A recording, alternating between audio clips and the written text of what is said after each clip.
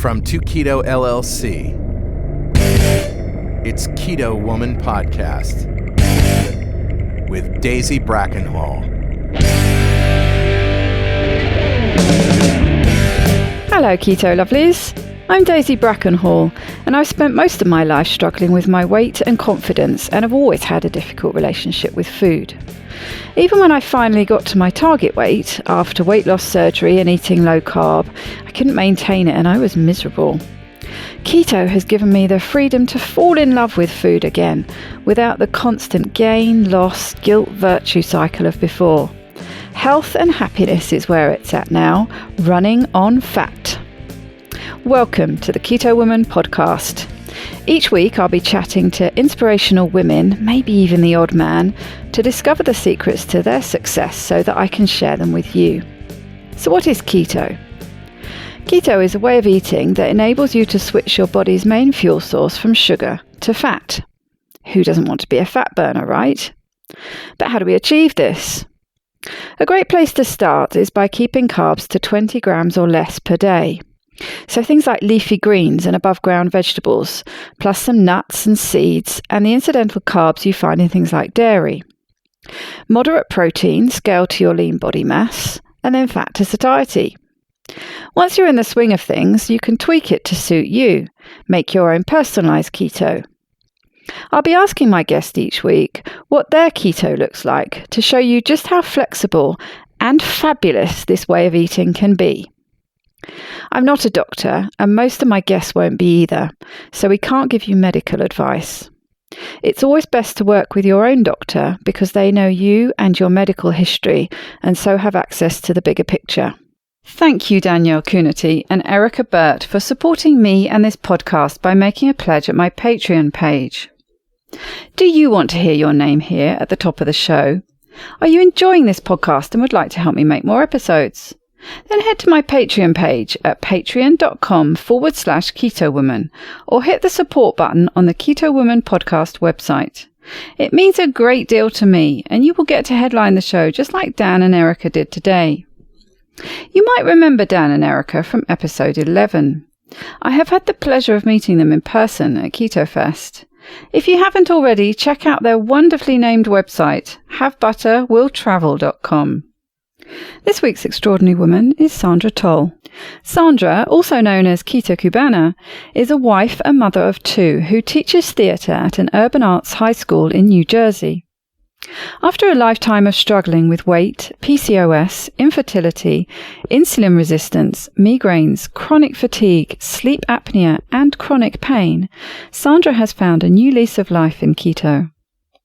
6 months after starting keto, she had already lost 60 pounds and reversed many chronic health issues.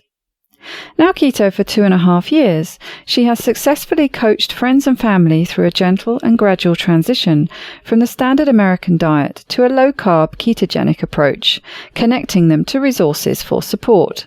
This all primed her to address her children's autoimmune and allergy issues through nutrition. As a teacher, Sandra's strength is in sharing nutritional information with her community. She has discovered a growing passion and interest in the nutritional needs of children and nutrition for disease prevention. Sandra hopes to become a nutritional therapy practitioner in order to further address the nutritional needs in her community. Sandra has had a great deal to contend with this year, and so it was great to catch up with her and find out what she has been up to in a relative moment of calm.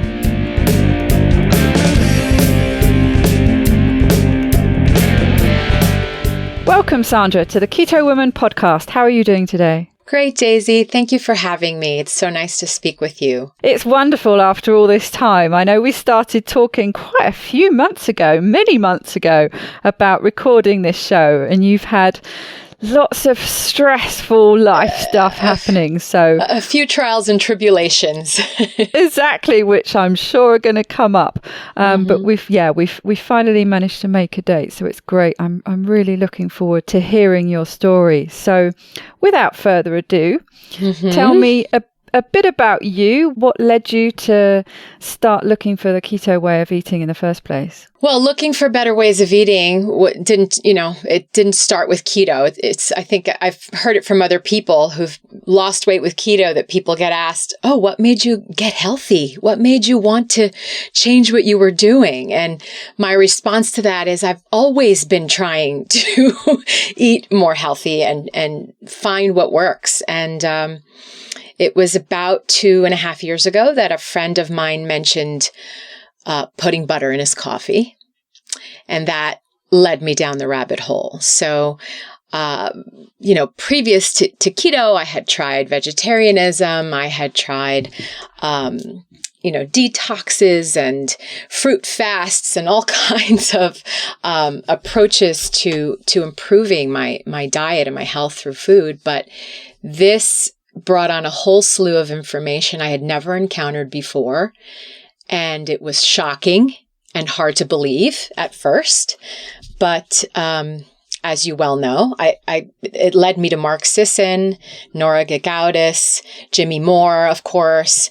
And I started devouring book after book after book. I think I spent my whole summer in 2016 only reading about keto, high-fat diets, low-carb diets, Volek and Finney's work, of course. And I couldn't get enough. I was so thrilled to find really something that was backed by science and not just, websites of people selling things, but real concrete information that I could apply.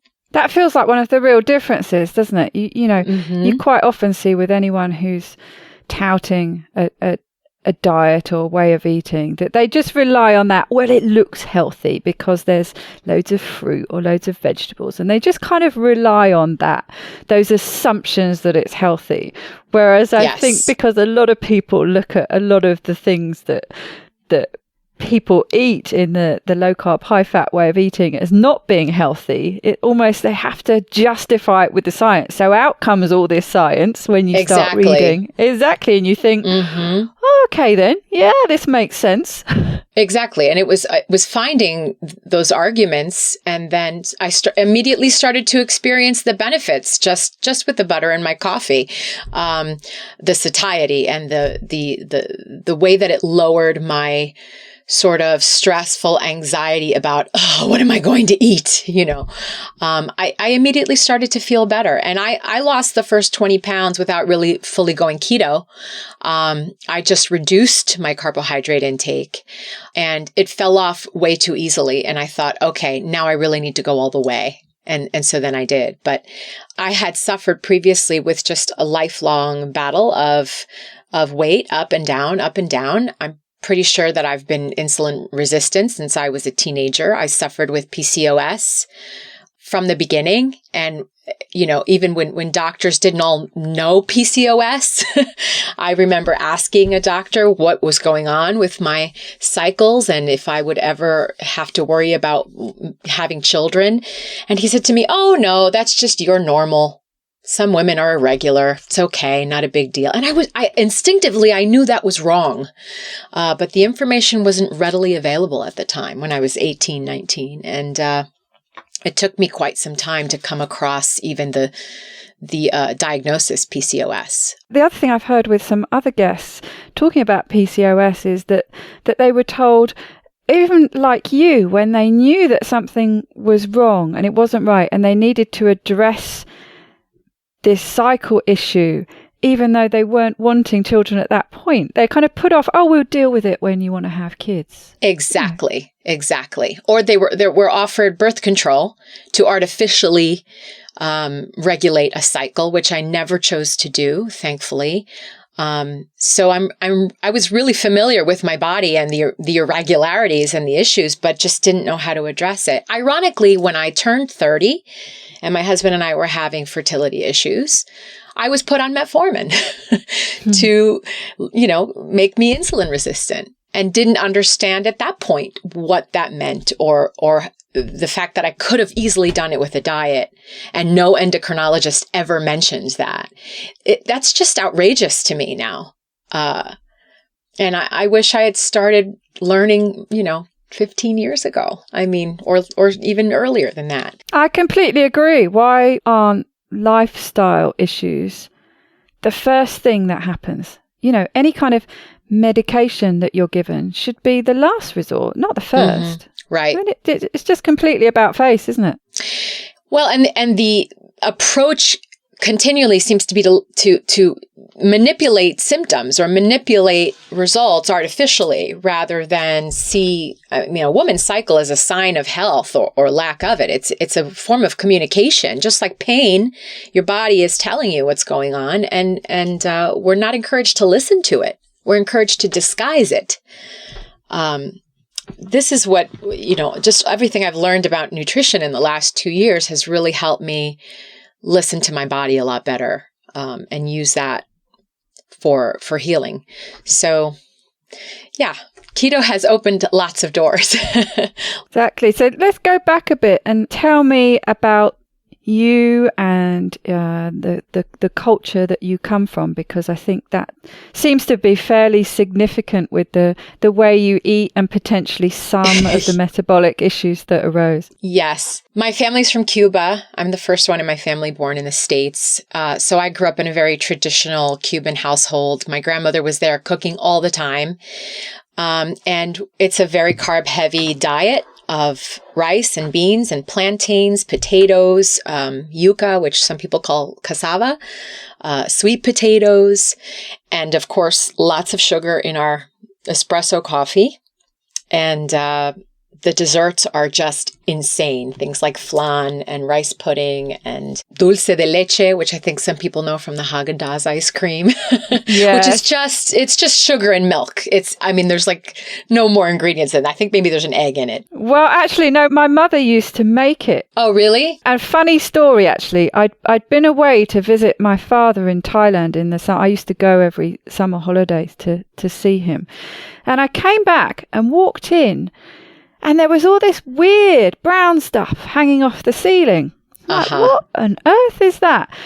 And this is where she used to make, she used to make banoffee pie, and the caramelly stuff in the middle was dulce de leche, which is basically cooked condensed milk. So you put tins of condensed milk in a saucepan and heat them on a low heat. But what you must not do is let that saucepan boil dry, because what happens is, and luckily nobody was in the kitchen at the time, but they exploded. So there was this dulce de leche explosion, and hence why I came back to find all this stuff dripping off the ceiling. I mean, you can imagine if somebody had been in there when it happened, it would have been, those would have been hideous burns. So I know exactly what that is, and also exactly how delicious it is. It is very delicious. But yes, like you say, I mean, it's just sugar.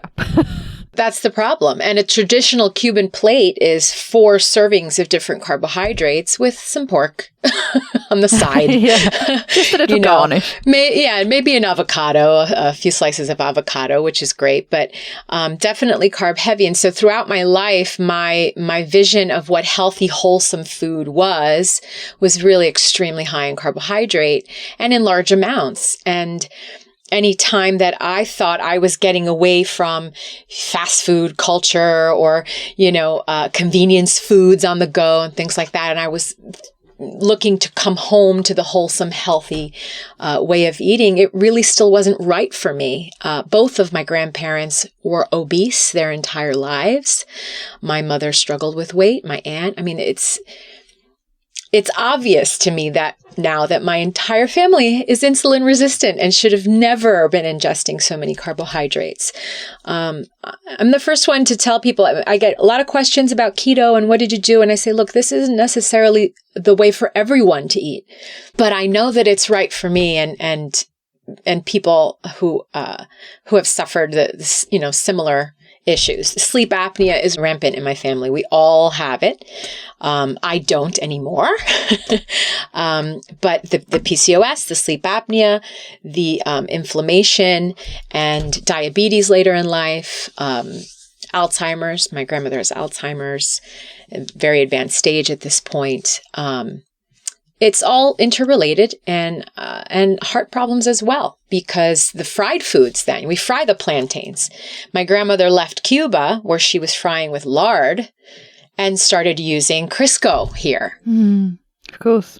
Good American way. Right. Introducing all of those wonderful liquid vegetable oils.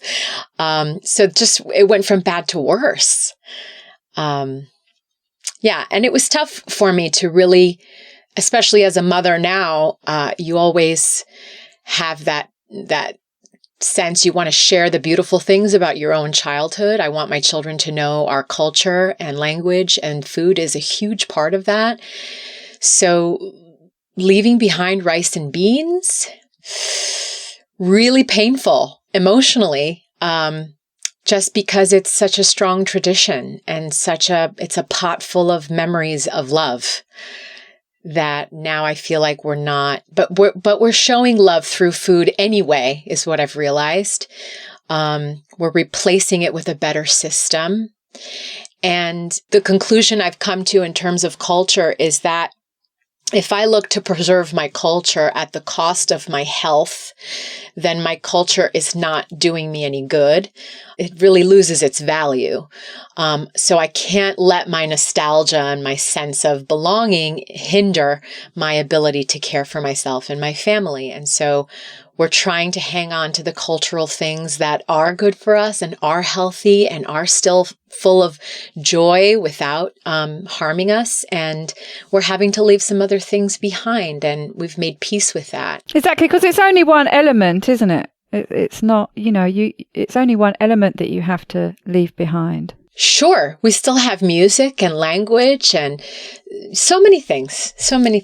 It doesn't have to be based on food. And I never thought I'd get my father to give up rice and beans. He was the beans maker in the family. He would make huge vats of black beans all at once to share with us all. But he's done it too and doesn't regret it at all. So that's unbelievable to me personally. It's proof that the diet can be so powerful in its healing that it trumps all these other things that we believe to be important.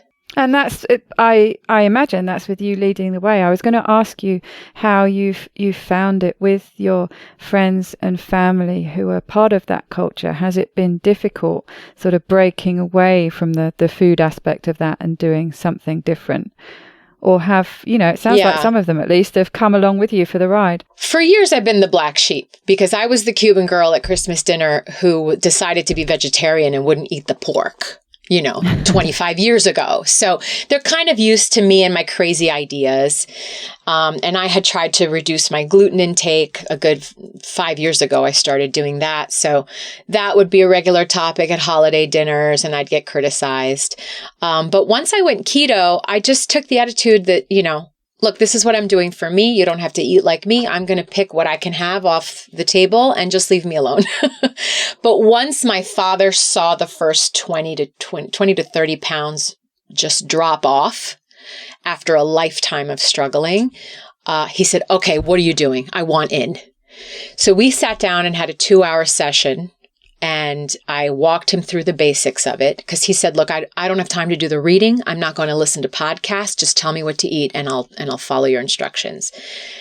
And I gave him some, a menu plan, and he was the best student ever. And just ran with it. And now we share ideas. He calls me, says, I have a great recipe. You've got to come taste this. And we share things. In terms of holidays, I got to the point, I just said, look, I'm just going to make the holiday dinner. Nobody worry about it. And my mother's been happy to give up the job, happy to hand it over. And I do the whole thing from beginning to end, including desserts. And nobody complains. They think it's a fabulous meal. So they come have a keto dinner. And even if they're not keto in their own lives full time, they've indulged me so far, and I can't complain. It's been a wonderful thing. Friends, I get asked about it all the time at work. It's the big joke. Even students, I'm a teacher, so students will come up to me with a package and they'll say, is this healthy? And I sometimes I take the shortcut. I say, well, it's in a package. What do you think? Did you read the nutritional information? But it's been fun. It's sparked a lot of interesting conversations with people. And I invite that. I'm not shy about it. but I try not to be pushy either. Oh, it sounds like you're a great advocate and you've influenced other people. Tell me a bit more about, you've mentioned some of the things that you found have really improved since eating this way, but there's quite a long list that you sent me before, and some of them really made me go wow. So tell us a bit more about that. So I lost a total of 60 pounds in about 6 months total time, and have maintained it for almost 2 years. That's the tricky thing, isn't it? I know a lot of people say that it's maintenance that's but do you tricky, keep it off? Right. Yeah. I fluctuate in about a 5-pound range up and down, but it doesn't go beyond that. I suffered with PCOS, as I said, from the time my period started. I am now more regular than ever. God's having a good laugh because I struggled with infertility, and I think if I wanted to have a baby now, I could snap my fingers and it would be easy. Well, people talk about keto babies, don't they? They think they've entered the menopause, and then oops, all of a sudden, I wasn't expecting that. And the baby's name is Oops, right? Yeah. My sleep apnea was totally reversed. I slept with a CPAP machine for about 5 years, and I got to the point it was keeping me awake. I really tried to confirm it. I thought maybe I don't need it. The doctor had me do a second sleep study, and we fully investigated it. And I went from having 60 episodes an hour of like my not breathing, to 1 an hour. So that's technically not sleep apnea anymore. So I've gotten rid of my machine. Along with the PCOS, I had horrible migraines and estrogen dominance. A lot of that has cleared out. Estrogen seemed to go up when I was losing weight. I had a lot of excess estrogen, but I think that maybe that was metabolized from the fat that was being burned. So it then dropped and normalized again. So that's another thing that I hear a lot of people say, oh, I tried keto for 2 weeks. I felt awful. I stopped. Or I lost weight on keto. I lost hair. I'm not doing that again. It's a stage. And you have to be patient to get through those stages, right? But that fat is storing so many toxins and hormones that the body needs to process. And if you can get past it, you're in a healthier place afterwards. It's almost a good sign, I think. I mean, it seems frightening, all these changes, but the fact that lots of changes happen kind of indicates that they needed to happen. So in a perverse way, it's a good sign if things look like they're going potentially a bit awry in those first weeks, first few months. Yeah, the body has to transform itself, and it takes time. I had horrible migraines that are related to herniated discs and cervical spine issues, and just the lower carbohydrate intake lowered my inflammation to such a degree that my migraines are gone. I mean, I suffered 3-4 days out of the week popping ibuprofen like it was candy at one point. And now that is, I don't use any ibuprofen, any painkillers ever. I still have back pain, but it's certainly to a minimal degree in comparison. It was really interfering with my life and my activities. I've missed weddings because I was in so much pain and couldn't bear to drive because I couldn't hold my head up. So the lowered inflammation is huge. I had bursitis in a shoulder, gone. You know, I feel like I'm younger, essentially, because the aches and pains just go away. I no longer get up in the morning feeling like, like I'm creaky, rusty and crickety, right? I just sort of get up and zoom down the stairs and start my day. I also had a benign pituitary tumor that I was getting annual MRIs done. I still am. The doctors just kept saying, well, we just have to watch it and make sure it doesn't grow uncontrollably or start producing hormones. So it was just a monitoring issue that I needed to keep up with. And suddenly, after a year of keto, I go in for my regular MRI and the neurologist says, what did you do? It's gone. Wow. I said, what do you mean it's gone? He says, there's nothing here. There's nothing. There's no tumor. I said, well, I don't know. I stopped eating sugar. I lowered my sugar intake. I eat no sugar. He said, well, that sounds about right. Okay, keep doing that. I mean, they don't know. They're not nutritional experts most of the time. You're speaking to a neurologist or even a gastroenterologist sometimes. I've been dealing with those a lot lately, and they'll say, maybe you should talk to a nutritionist about that. That's not my department. And I'm thinking, nutrition is not your department. So our medical system is lacking in that way. I'm not knocking doctors. I know it's their education that's lacking and not their desire to help. But you can see why somebody would be on board with that. So you go to see them. They can know nothing else about you except, right, okay, so you had a tumor a year ago. Now it's not there anymore. It's kind of whatever you're doing different in that time has got to be a good thing. Exactly. My pulmonary specialist had the same reaction. He said, well, you don't have sleep apnea anymore. I said, have you had any patients ever other than me, reverse it and not need it anymore? He says, well, nobody loses the weight. That was his answer. He says, and even if they lose a little bit, typically most people with 20 or 30 pounds of weight loss, they're not going to reverse their sleep apnea. So the issue is nobody loses the weight the way you have. And I told him how I did it. And he said, okay, sounds great. It's not their field, right? So,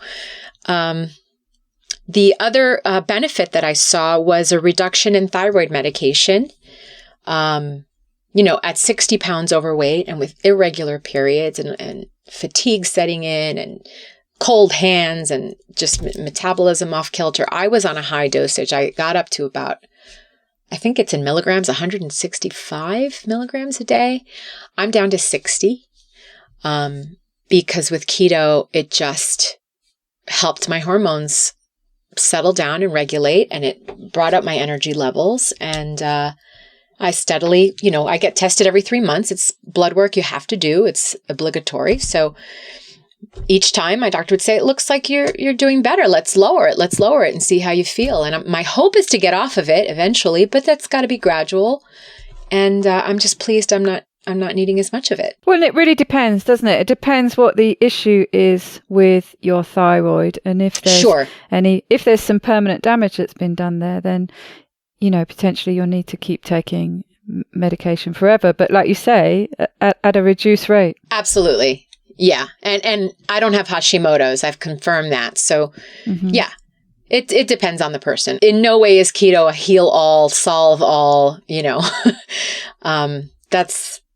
That's probably the biggest criticism I see online from the naysayers, right? They say, oh, keto people say it just solves every problem. Well, no, but it sure does tackle a long list. Exactly, that's right. And even if it doesn't get you all the way with problems, it usually helps. I would say it's fair to say that keto helps pretty well all your problems. Sure. It might not get rid of them, but it certainly starts you on the path to helping and easing them, and perhaps then gives you the confidence and the motivation to find out what else you need to do. Absolutely. My father's a good example. My father's 68 and was diagnosed with prostate cancer back in 2003. So he had the initial surgeries and radiation treatment for that. But 2 years ago, just as I was starting keto, he found out that it was back. So he's got some form of metastatic prostate cancer. And he started hormone suppression medication, which is the first step in trying to mitigate the growth of the cancer. And I fully expected that with no testosterone, he was going to be super tired and just unable to function. I thought I might be bringing him meals in bed because he's dealt with low testosterone before and felt really, really exhausted. So I was getting nervous. My father otherwise is a really active, lively, intelligent man. And I thought this was going to just destroy his quality of life. And that in itself can really, really impact how well you deal with cancer, can't it? Absolutely. And in our conversations, we've come across that topic over and over again that, dying is not the issue. We're all going to die. It's how are we living? And we don't want to just survive. We want to thrive. We want to enjoy the time we have. So that was a really potentially upsetting situation, but we happened to find keto in tandem. And as he progressed in his diet, his energy levels skyrocketed. His arthritis disappeared. He was having pain in his fingers and hands. He was taken off his blood pressure medication, and he started just having a passion for life again. So it wasn't just energy level. It was, I think I'm going to rebuild the deck and I want to redecorate this room and I want to clean out my office and I want to plan a trip. So he started reaching out to distant relatives we have in Spain. He's been working on the family tree and researching genealogically our ancestors and meeting people, and it's just an awakening, a reawakening at 68 with cancer that is unbelievable to me and has been such a source of joy for both of us. Sorry if I'm choking up a little bit, but as father and daughter, we've bonded so much over how we can improve each other's lives and support each other, and then set a great example for our children, because how we take care of ourselves speaks volumes to our children will do what we do, not what we say. And so to see the change, not only in me, but in their grandfather, has been enormously powerful for them, because they know he's sick. We don't hide anything, we're hoping that they learn great lessons from this. So it's important to share the facts and then celebrate the triumphs, So we've taken family vacations together. I think it sort of inspired my father to get this bucket list thing going and say, well, I want to do this and I want to do this while I still can. And keto has helped him to do those things, to go down water slides and jump into rivers and just enjoy the heck out of life. It's been a godsend to our family. And have you found that there's been any impact on the progression of the cancer at all? That one's hard to prove. The hormone suppression cuts off the hormones that feed prostate cancer. So his PSA went from doubling, with every test to now it's almost at nothing. And that's probably from the hormone suppression. I know that there's theories out there about cancer growth being slowed down by lack of sugar, by not feeding it with sugar. How can we prove it? I don't know. But the definite benefit that I've seen is just in how he feels from day to day. I was going to say, it sounds like it feeds in, even if it's not doing anything, on a cellular level. It's feeding in with this new lease for life and easing off of the arthritis and things like that, which just that having that energy and motivation is going to help with the cancer, isn't it? And dealing with it. So, and the weight loss, you're literally carrying a lighter load around. He gained about 50 pounds when he quit smoking over a decade ago and never got rid of it until now. So when you feel better because you're lighter on your feet and your clothes are more comfortable and you can play with your grandchildren, life is grand. The only drawback, and this is an ongoing joke, he's called me a few times and said, what do I have to do to go to sleep? I cannot sleep. I am up rearranging the furniture because I am not sleep. I only sleep 5 hours and I am okay with that, but I need to sleep, So that's been an issue sometimes, that we do purposely increase his carb intake so he'll get a little sleepy. And because that can lead to some cognitive drawbacks. We've discovered that the lack of sleep can, especially at his age, and Alzheimer's runs in our family. He's probably, unfortunately, going to be dealing with that soon. We've already had scans done, so his brain shrinkage is starting. We know that. And once we improved his sleep, he has started to see his memory come back a little bit. So keto does, it improves the quality of sleep, but I think not the quantity. The quantity can be an issue at times. You're running on less hours of sleep. And I think that was a difficulty for him. Yes, it certainly can for some people. And that sounds like the perfect approach. Yes, it's working really well, but getting a bit hyper on ketones. So yes, that's the time we need to, because which is more important, and when, like you say, sleep is so critical.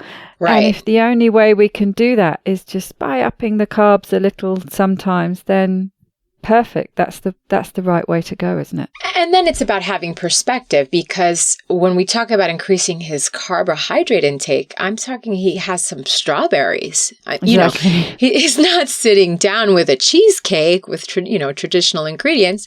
He's having more of a healthy something, a nutrient dense food. So the perspective is completely different. And he's feeding himself something that is healing anyway. So high carbohydrate intake doesn't have the same definition for us anymore, right? Or I should say a little higher. And sometimes it's a little sweet potato or a little bit of plantain. So it's... Exactly. So these are nutritious foods we're talking about, just exactly slightly higher in carbohydrate to help with his sleep. Perfect. And tell me a bit about what's happening with your children, because I know you've had a lot of emotional upheaval going on in that area. That's my new rabbit hole. So my kids have been on this journey with me from the beginning, and talking about nutrition was not a new topic in our household from the time that they were babies.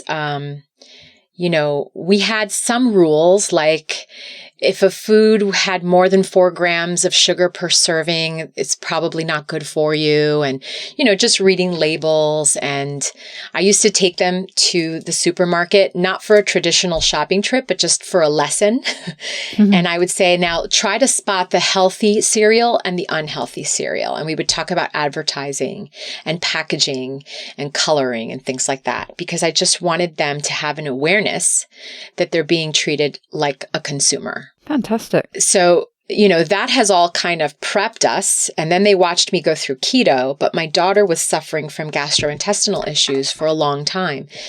And at her well visit, the doctor also noticed she wasn't growing. So they call that failure to thrive. Even though she was 8, she just wasn't keeping up with her rate of growth. And she was suffering with chronic diarrhea. So she started to show signs of anemia and was really fatigued.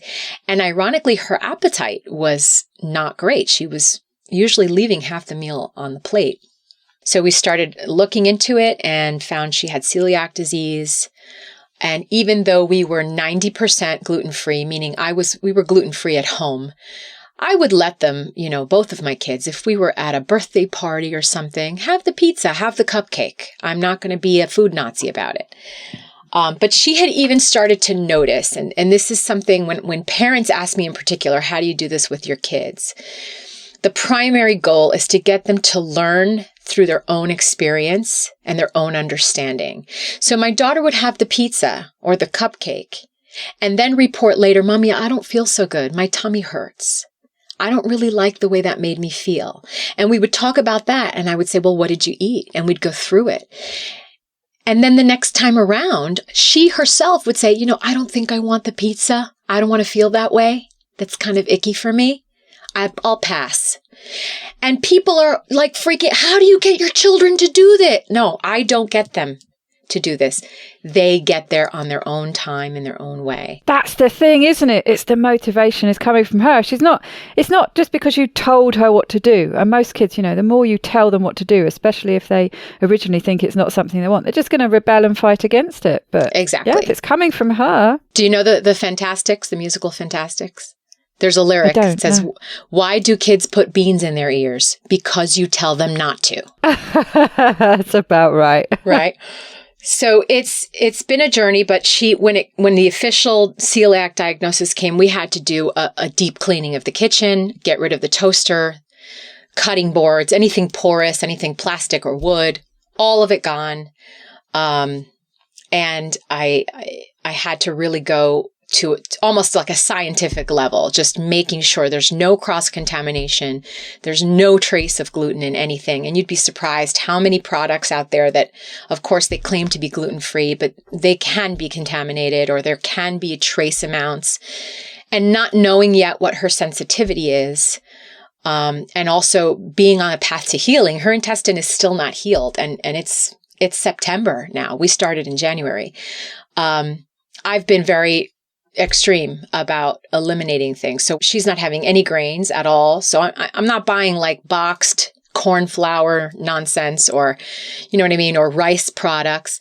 She's pretty much eating low carb, like a paleo keto crossover with some autoimmune also thrown in there. Mm-hmm. No nightshades, low FODMAPs, and staying away from really anything that comes in a bag or a box. If it's green and if it's a protein, she can probably eat it. But now we've discovered an egg allergy. That threw a wrench in my plans big time. Anyone who's keto knows, like, the little mug cupcakes and the treats that you make, everything is egg, egg, egg, egg. So I'm at a loss now for what to give her as a treat sometimes. We did find a great allergy-free dark chocolate. Brand is Pasha, which is great. Variety is the spice of life. So I'm on the search again for new recipes. But the chocolate is another great example. We started weaning the kids. When I went keto, I realized I couldn't make them, keto and do it all at once. It was too harsh. So I just started buying chocolate with higher and higher levels of percentage of chocolate so that they would get accustomed to the taste. And now they're at 86% and they love it. And they can't bear something that's sickeningly sweet and milky chocolate. So that gradual process, I think, for kids is a nice, gentle approach that allows them to get acclimated to a new set of tastes and habits. We did that with juice as well. I started watering down their juice until it reached a point I was like, this is the last juice we're going to have in the house and no juice after this. And they get to a point they say, that's fine. We don't need it anymore. It's not that tasty anymore. Mm-hmm. And they don't mind letting go. But it's been a struggle. Yeah. And it depends with certain things, doesn't it? Where you mentioned with the eggs. And I know a friend of mine, Claire, in New Zealand, had to deal with the similar issue or the same issue for her daughter. But she found, I think, is it called the egg ladder, when you can start introducing it back after a time without any, and they can start having, for example, having cooked eggs but not raw egg, mm-hmm. and different things like that. And she's at a level now where she can tolerate some eggs. But I mean, it's been a long, slow process. Yes, I did come across a theory that it's common for celiac patients in particular to develop an egg allergy because the egg protein is so similar to the gliadin protein. I don't know if I'm saying that right, but that's the protein in gluten. That once the body is in a state of reaction and you have leaky gut and, the intestine is just in a damaged condition, it recognizes the egg protein as gluten and will react to it. It's the same with dairy, isn't it? Yes. Yes, she's lactose intolerant, and that's from the damage to the intestine. Absolutely. So, yeah, there's a whole host of accompanying things, but we know the gluten-free has to be forever. The egg-free and dairy-free may not be. And that will be a process, like you're talking about, of reintroduction and exposure. We're also doing something called LDA, a low-dose antigen therapy. It's an allergy shot. It's the immunotherapy. The kids get shots every 2 to 3 months. Because my son's dealing with allergies to soy, nuts, yeast, sesame, corn, apple, and carrot. So I take them both with the hope that someday, these won't be a concern, really. Although he tells me, Mommy, I don't want to eat corn. It's, they've learned so much now. He says, I'm not going to eat a GMO. I'm not going to eat. They're into it. They know the information. And once it's really hard to ingest things that you believe to be contaminated or not as healthy for you, So I want to give them the greatest freedom so that they can live their lives. And But what, the awareness of what's optimal is always great. So the way I approach keto is that I'm keto whenever I can be. But if I'm on a trip or something and I can't get my hands on the right food, oh, well, it's one day or it's 1 week. I'll come back. You can't create obstacles to your life. Otherwise, it's not sustainable. Yes, it's very difficult, though, isn't it? When with your daughter, when your gut has been in so much crisis for a period of time, she really has to have this very pure diet that's just going to allow everything to heal. And then it might be that some of the things can come back in. But it sounds like it's been really hard work dealing with all these different challenges at the same time. Family meals and especially eating out must be really difficult. I've seen some posts you've made on Facebook and things, the kind of planning that you have to go to. Right. Well, right now we just don't eat out. It's just not happening. We've taken a couple of weekend trips where I pack coolers and I make sure I have a kitchen and I'm warming things up for her. Because gastrointestinal issues of any kind, celiac, Crohn's disease, intolerances, allergies, there's a delay in the result to the food you ate. So it's very difficult to pinpoint what's bothering you, like what did it to you. And I need to know exactly what she's eating. She's had 4 normal bowel movements this summer. I mean, that's the point we're at, where I can count them on one hand, the normal ones, which is an improvement. We're getting there. But her gut is still not fully healed. And until it is, I'm not going to take a chance. It's not worth it to me. It just complicates, it throws another thing into the sauce that I can't track. Although my husband and I have eaten out, we found a great restaurant. I'm not going to remember the name now. We were in Virginia. The owner has celiac disease. And he dedicates a whole section of the kitchen to all the gluten-free items on the menu. I think he might be keto too, because there was like cauliflower appetizers and Brussels sprouts and bacon and lots of great stuff like that. I think in the future she'll be able to do well at locations like that. But certainly not for the time being, because we're in a state of healing. And I'm learning that takes longer than I expected, which is fine. She's got a great attitude. And what a challenge for her. How old is she? She'll be 10 in December. She's a precocious child. She's mature for her age and does well with all of it. I have not had, of course, we weren't eating Oreos before we found out. So, it's not like we had traditions in place that suddenly had to stop. And she had just seen my transformation. So she understands the power of food where healing is concerned. And I have to watch her that she doesn't become a food Nazi. Like, she's the kind of kid that comes home and she says, "Mommy, can I tell you what my friend had for lunch yesterday? It was awful. I wanted to tell her how unhealthy it was and how it's not going to help her learn and her brain's going to feel sleepy." And and I have to calm her down, talk her down and say, "Look, Juliet, that's her mom is leading her through her life and they have different rules in that household. And if she asks you questions, feel free to answer them. But don't come down on somebody over what they're eating. You don't know what's available to them or what information they have. And they're not asking. So until they ask, you got to keep your mouth shut." And both of them have encountered also disagreeing with the health teacher at school. Who's telling everybody to eat lots of healthy whole grains, and my son had a real moral dilemma on his hands because he's very compliant and wants to be respectful.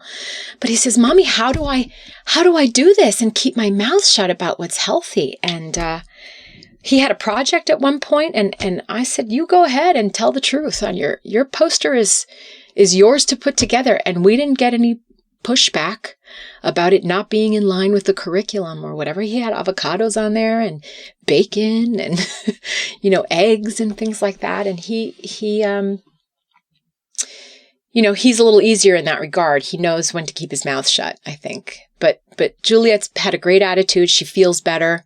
Her anemia is resolved, so she has more energy. And her appetite opened up tremendously once she was really on this strictly gluten-free, really clean diet.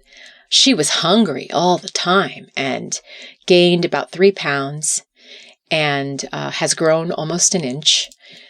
So we have seen some strides, and she sees the evidence. So she says, okay, I've got to do this, and there's a regimen. She's got a powdered probiotic she takes.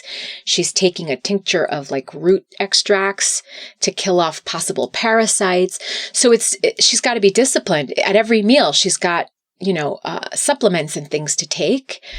And she's like a little mini mommy. She manages herself. She doesn't forget. She says, Mommy, I've got to take my drops. And Mommy, I've got to do this. And she's just really doing well with it. I feel for parents who are struggling with maybe a younger child who doesn't have the capacity to understand.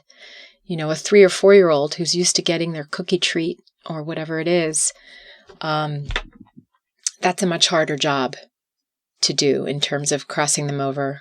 I was going to say, it sounds like she makes your life a hell of a lot easier by being so strong and self-motivated. Absolutely. Absolutely. And she's even reflected on it and said to me, Mommy, I'm kind of glad for celiac because it means I'm going to be healthy. Recently, she heard some talk about alcoholism, for example, and she is aware that there's wheat in beer. She turned to me and she said, well, I'll never have to worry about that. I'm not going to drink when I'm in college. I'm so glad I'm celiac. I think she also feels good about having a good excuse to face peer pressure with, oh, no, yes. I can't have that. I have a medical condition, So I think we're lucky to have found it at an age where their ideas about health and life and who they are, identity, is still being formed. And that's another thing I encounter with parents or relatives have said to me, oh, they're little, let them have whatever they want. This is their time to enjoy. And my pushback is no, this is when we are shaping who they are. And their taste buds are learning what to go for and what to enjoy and what to savor. And in those first, years of life, it's really important to feed them the right things because you're setting them up for the rest of life. So this is all, it's been a blessing because it has pushed us to just improve, make continual modifications to improve our diet. Absolutely. And what about you? I know you've been wanting to change your direction and training a bit. Yeah, it's a totally new thing for me. I'm a teacher, but I teach drama. I've been in the theater arts world my whole life. And so medicine, nutrition, those things were foreign to me for a long time. But I'm finding that now my skills as a teacher in this particular niche can be very useful because nutrition is something that is so self-regulated for people. And so counseling people to find their own way, I think is something that my teaching skills are particularly suited for. My plan was to already be enrolled in the online NTA course, but my daughter's needs have trumped that this year. And I really had to dig into her particular immediate needs. So I've postponed that, but I'm a little crazy. I went to their website and downloaded their reading list, and I'm reading all the texts anyway on my own. I plan to enter the program. You're just going to fly through it. Yeah. But I mean, I was going to say, you said it's been put on hold, but obviously, it's been put on hold for a very good reason. But the other thing is, all this experience you've gained, right, and all this knowledge you've gained from this particular episode, but from working with your dad, from working on yourself. I mean, what a wealth of experience and knowledge you can bring to this career change in helping other people. That's how I see it. Anything that we've been dealing with has just increased my knowledge and experience.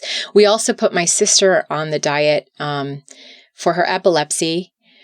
We tried it for a good year with her, but she has cognitive and behavioral issues as well. She's really mentally disabled. So it was like feeding another child in the family. We had to manage it for her. It didn't really help her seizures. She dropped weight and she seemed to be doing better cognitively. But because of that, I explored the whole epilepsy sector of keto and learned a lot from it. So yeah, it's all going to contribute, I think, to my skill set in the end. But my dream is to, either start a podcast or a YouTube channel that's bilingual and helping, the Latin American community get on board and gain some awareness. I want to help people help themselves, connect them to resources and inspire them and coach them to do better for themselves. So I'm hoping somewhere in the next 2 to 5 years to be on that road of nutritional counseling, full force. And it's exciting to think about. Yes, I can see it completely. And what a great role model. And like you say, your teaching experience comes into play and you get your information across very well. You're very relatable, easy to talk to. It's going to be perfect, I think, for you.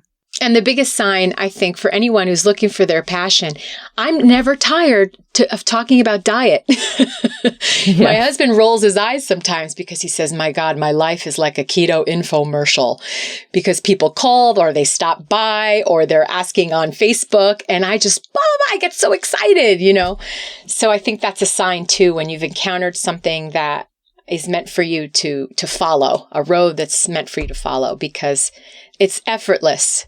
And my energy for it is endless. And that's a sign that it's part of the next calling in my life. Definitely. I can see it's a passion for you. Well, it's been fantastic hearing your story. As I said, I've been looking forward to talking to you for ages. So I've really enjoyed it. Perhaps you could give us a top tip to leave the listeners with. Okay. So top tip mine's going to come from the education world. This is a little bit of educationese that's out in the world of teaching. And it's about the growth mindset. We have had a view of standardized testing and standardized measurements of success in the past. And the new philosophy is that, you cannot standardize individual progress for human beings. We are not standard. It's not one size fits all. And so with keto and nutrition and health, I think it's really important to have a growth mindset in the sense that you are measuring your success according to where you were previously. And that if you are making improvements on your own plan and your own sense of health, then you are reaching success. Comparing yourself to others in terms of what they are doing or what works for them or what they've accomplished can be really detrimental and discouraging. And I think it's important for us to just try to be a better version of ourselves each day. And that I have discovered is absolutely true for nutrition. It's not, this works for everybody. This is what everybody has to do. Absolutely not.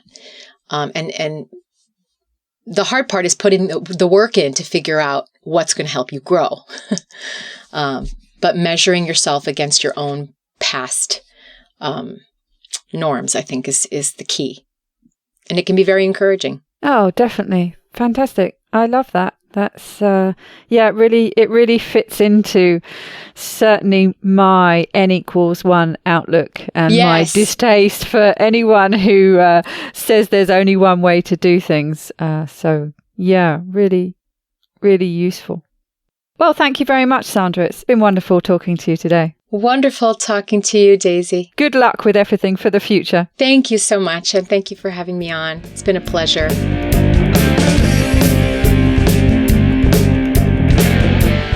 To get the resources and links from the show, please go to ketowomanpodcast.com. Are you my next extraordinary woman? Maybe you've got an idea for a show, a topic you want to hear about. Let me know how I can tickle your earbuds by dropping me a line at daisy@ketowomanpodcast.com. If you fancy joining me on this exciting adventure and want to help me create new episodes, please go to my Patreon page at patreon.com/ketowoman or simply hit the support button on the Keto Women podcast website.